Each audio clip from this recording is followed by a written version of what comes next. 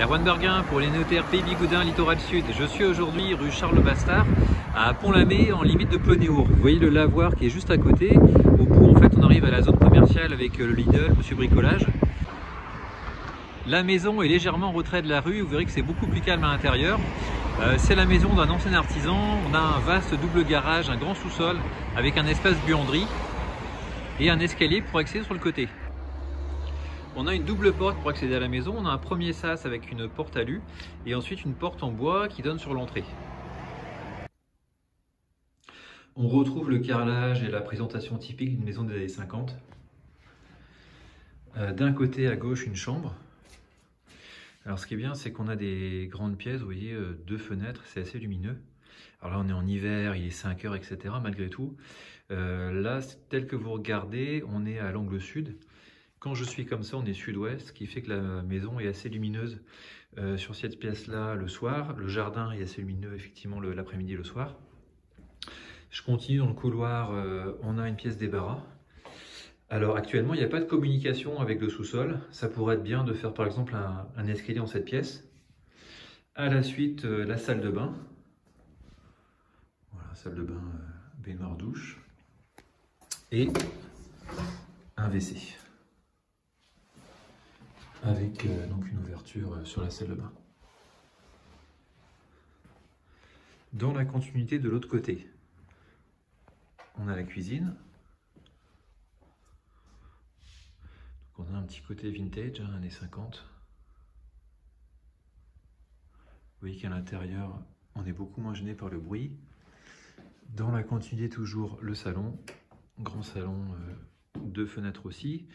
Au niveau des murs porteurs, le mur qui est entre la cuisine et le salon est porteur. Donc ça n'empêche pas de faire une ouverture ou de le casser complètement avec de l'IPN, mais seulement le coût sera un peu plus élevé. Éventuellement, si vous le souhaitez, par contre, on a deux cloisons entre la chambre et le salon, et là ça peut sauter beaucoup plus facilement. Je continue avec l'escalier qui est vraiment agréable à pratiquer. Belle rambarde en métal. On a un escalier presque art déco qui est assez original. On arrive sur le palier avec deux chambres et vous voyez deux portes sur le côté qui sont deux greniers avec une grande surface à aménager. Vous voyez, beaucoup de hauteur, belle charpente. Au niveau d'état parasitaire, voilà, à part sous l'escalier, dans le placard, il n'y a vraiment pas grand chose. La maison est saine, on le sent, il n'y a pas d'odeur dans la maison. De l'autre côté, le grenier également.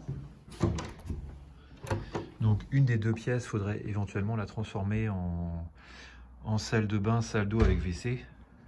Et on pourrait encore avoir 3 chambres à l'étage.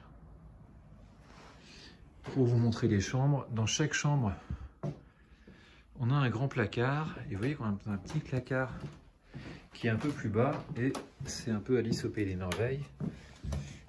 Lorsqu'on traverse, on arrive de l'autre côté du grenier. Et on a encore un espace qu'on pourrait aménager. Vous voyez, au sol ici, j'ai quand même un assez bel espace. Donc ils ont choisi en fait de faire une cloison, de faire un mur ici. Voilà, ça c'est juste de la brique, ça peut être défait, on peut réaménager comme on le souhaite. C'est pour ça que l'annonce est un peu trompeuse, le DPE parle de 86 mètres carrés.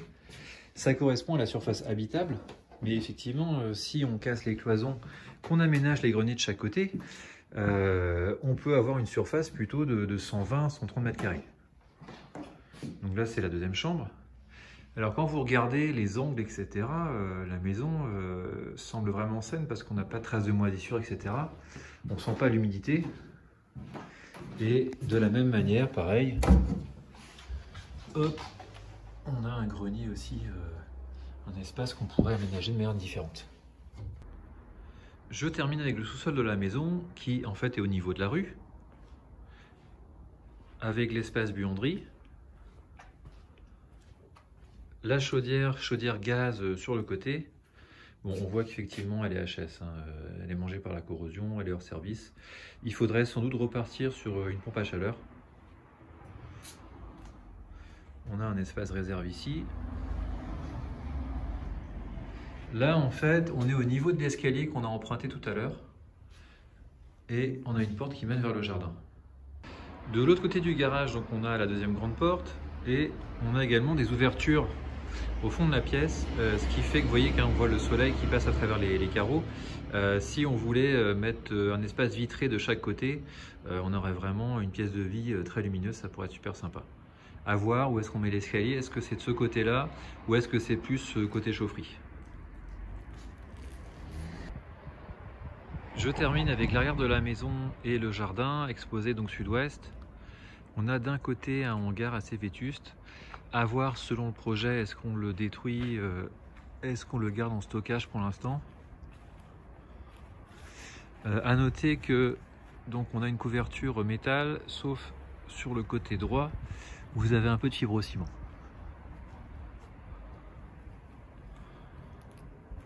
Bon, sinon vous voyez que dans le jardin, le bruit déjà est assez atténué par rapport à la route de l'autre côté.